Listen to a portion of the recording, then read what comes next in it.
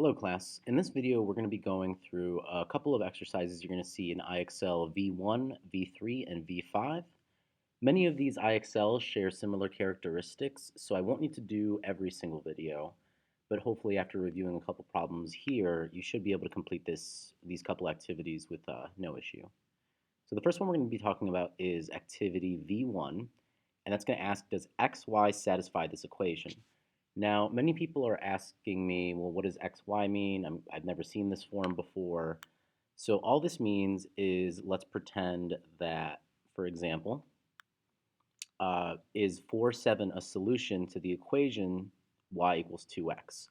So what this is asking is, remember, it always goes in the order of x and then y. So they want to know if I plug in 4 into this equation, if I substitute my x for 4, will I get 7 as a result? And the IXL will give you an option, yes or no. The first IXL is pretty simple in that manner. So I'm going to test this out. So I'm going to rewrite my equation, y equals 2, and then instead of putting this x value, I'm going to put in 4. So times 4. Of course, we know 2 times 4 is 8, so y equals 8. If I look up here, my y value is 7, so I know that this ordered pair does not give me a solution to the equation, so I'm going to hit no on that IXL. Over here, we have a similar problem. This is asking us, does the ordered pair 2, 2 give you a solution for this equation? And again, we can put y equals 5, and 2 is my x value, and 2 also happens to be my y value. So 5 times 2 is 10. So my y value equals 10. Again, we get that this is no, that this is not a solution to the equation.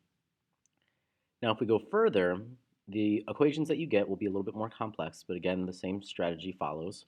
Remember that we always go x, y, that's the order. It goes in alphabetical order if that's easier to remember. And I'm going to rewrite my equation, y equals 2 times 6 minus 4.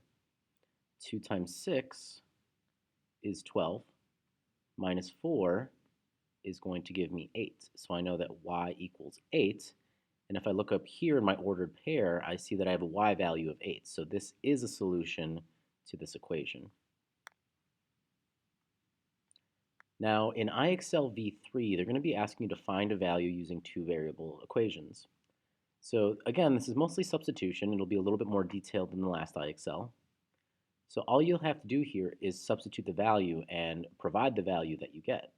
So using the equation j equals h minus 5 to find the value of j when h equals 7.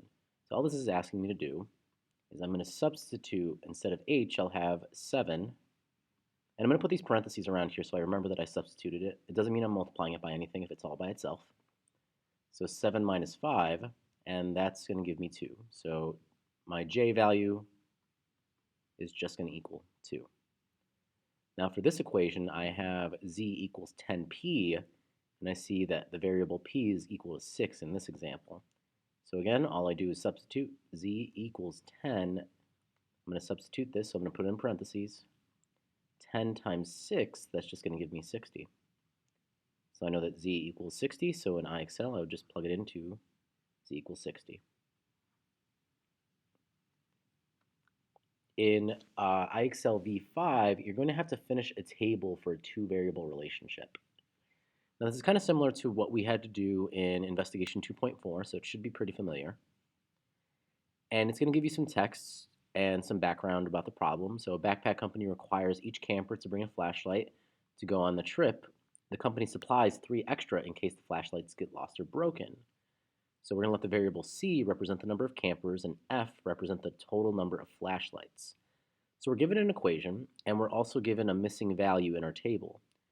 So if you're curious how they got these values, when they plug in c as 1 into this equation, we should get 4. I'll just show you right here. The number of flashlights is equal to, instead of c, we put 1, 1 plus 3, and that'll give us 4. That's how they got this value. But what we're looking for is this value here. So I want to know if c equals 3, what do we get? And this is actually pretty easy. So we're going to have 3 plus 3, and that's just going to give me 6. So in here I'm going to put 6. And I can see right here that my rate of change is 1 because I go up by 1 each individual time. And again, you can see here that your coefficient is 1. When a variable by itself, that means the coefficient is just 1. So here I know the rate of change is just 1. Now in this example, you might have more than one variable to plug in for. So I can see right here that a charity is planting trees in the garden. They plant one less plum tree than apple trees. So this will tell us if they plant this many plum trees, this is how many apple trees they should plant, and vice versa. So here I'm going to first solve with the variable a equaling 2. So p equals 2 minus 1. That's just 1. And then we also have p equaling 3 minus 1. So I'll just get that p is equal to 2. So then I put when a is 2, p is 1. When when a, the variable a, is 3, p is 2. And in our last example, we have that an airline is carrying 9 passengers per flight. So we want the variable f to represent flights and p to represent passengers. So if we have 9 flights, if we have the number of passengers equals to 9 times the number of flights, we have to see how many flights we're taking. So in our first example, we have that p is equal to 9 times 1. That will just give me a value of 9, so I know that p is equal to 9 here. And then for 4, p is equal to 9 times 4. That's going to give me a value of 36. So I know that if there's 4 flights, they've had 36 passengers. If you have any questions on the following videos, please feel free to message me or ask me during class today. Thank you.